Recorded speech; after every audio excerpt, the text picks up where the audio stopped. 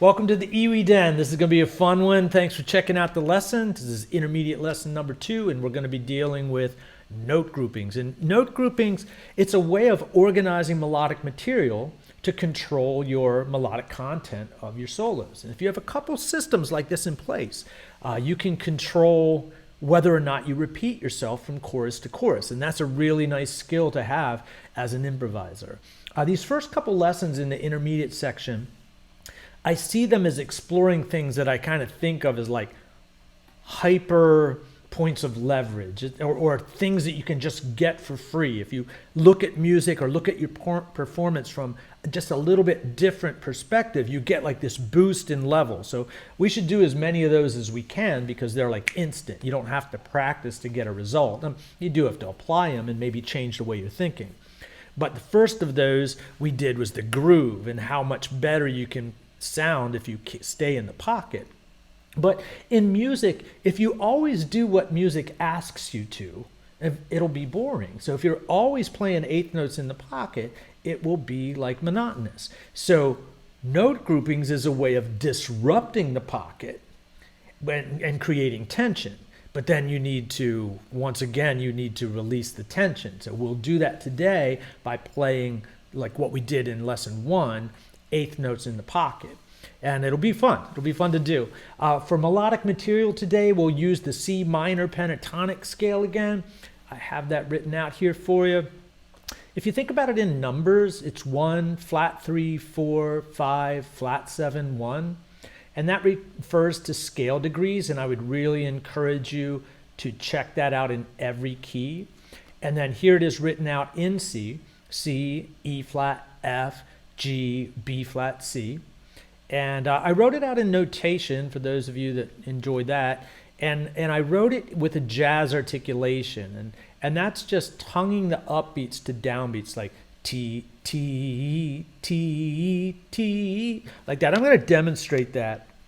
Here we go. I'm going to play 2 octaves, C minor pentatonic, jazz articulation.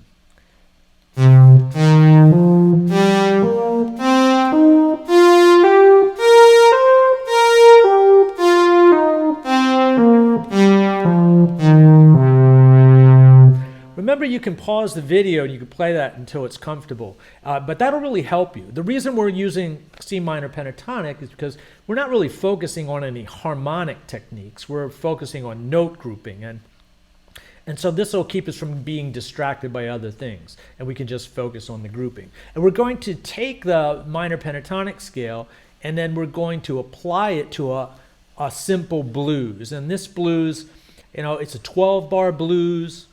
You can see the chords. It's C dominant, F dominant, C dominant, C dominant. Second 4 bars, F dominant, C dominant, C dominant. Then last 4 bars, D minor, G7, C7, C7. So let's talk about a 12-bar blues. You know, a 12-bar blues might be the most common improvisational form in jazz.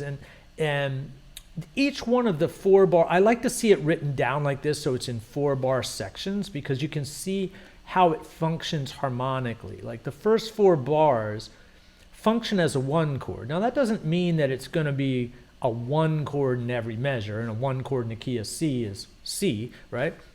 So this one has a 4 chord in the second bar, but the overwhelming result of the first 4 bars is, oh, that's weird. The overwhelming result of the first 4 bars is just a 1 chord. And 1 is like the resting point or home, right? So the second 4 bars, you see it moves to the F chord. And the F chord is the 4 chord. So the second 4 bars basically functions as a 4 chord. That doesn't mean that it's F for 4 bars. That just means the overall feeling of the second bar is like 4 oriented, right? So a 4 chord, like in the key of C, C, D, E, F, 4th note, it feels like to me, if we're going to use the metaphor for home as 1, the 4 chord's like going to the local convenience store. You know, you can get things that comfort you there. You can get coffee, you can get a donut, you can get a sandwich, you can use the restroom, you can get gas for your car. I mean, it's got all the convenience of home, but it's not home but it's someplace to go, and it has some things. It's not too extraordinary. But the last 4 bars of the blues, function as a 5 chord, and a 5 chord is like C, D, E, F, G. G is a 5 chord. So the last 4 bars function as a 5, and that's like going someplace exciting. That's like going to the amusement park, or hang gliding, or water skiing, or something that's just going to be thrilling and exciting and building tension. And as a result of that, at some point you need to release the tension, and you do that by going back home. And the last 4 bars of this particular blues is a 2 minor, which is a D minor 7, to a G7, to a 1, and that gives the feeling of a 5 chord, and it also makes the blues feel like it's going to start over. So today, when we start to apply things, the first 4 bars, well, the first thing we're going to do is our mission. Our mission is going to be, play the C minor blues scale 2 octaves during the first line, play it 2 octaves during the second line, play it 2 octaves during the third line.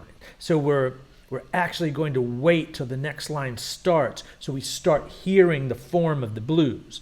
Then when we start applying note groupings, we'll apply a note grouping to the first line, we'll apply a note grouping to the second line, and then we'll release the tension of the note grouping by playing a stream of 8th notes using the pentatonic scale in the third line. Cool? That's what we're going to do. So let's look at what note groupings are. So a note grouping is basically exactly what it says. It's like grouping 2 notes. So you can base a solo off of grouping 2 notes at a time, or 3 notes. You could group in 3s or 4s or 5s, or any number that your brain can still keep track of. So if I was playing C minor pentatonic, and I was grouping in 2s, right? It could be 2 of the same note.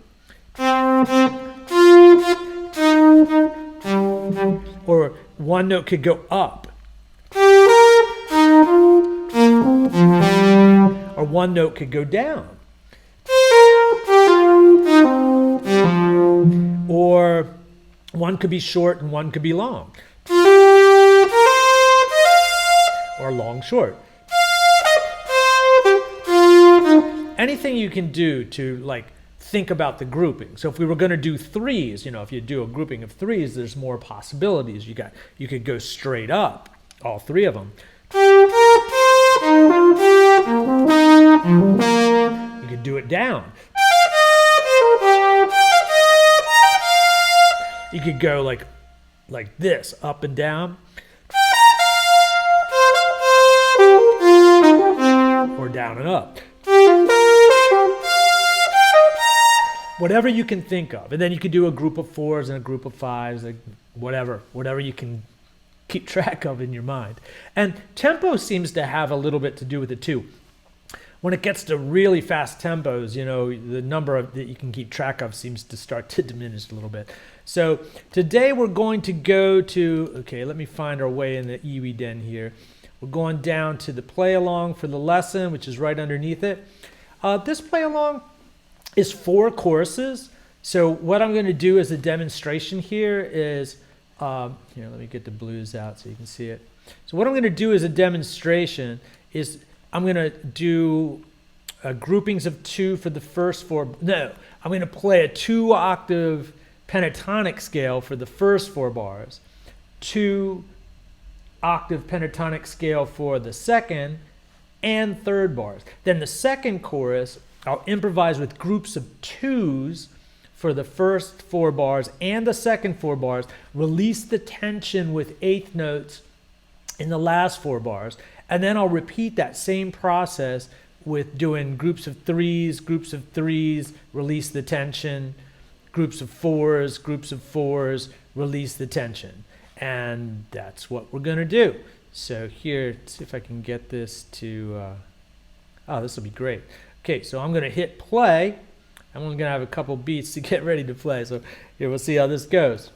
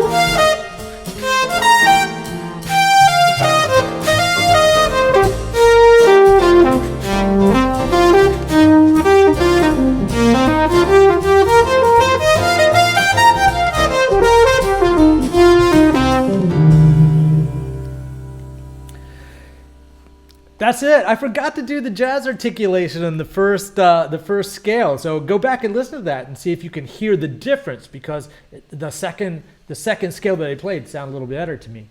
I like to do this inside the EWI den. If you scroll over here to where it says blues in all keys, right? You could write down the pentatonic scale for each one of these, practice it 2 octaves, and then practice note groupings on each one of those. That would be a spectacular assignment. And it'll take you a little bit of time to do it if you're not familiar with the pentatonic scale. So I hope this is helpful to you. Hit like, subscribe, and for sure, if you're watching this and you're not a member of the EWI Den, go to the information section. It's free to join, and then you'll have access to all these play-alongs and lessons and stuff. So hope you have a great day. Take care.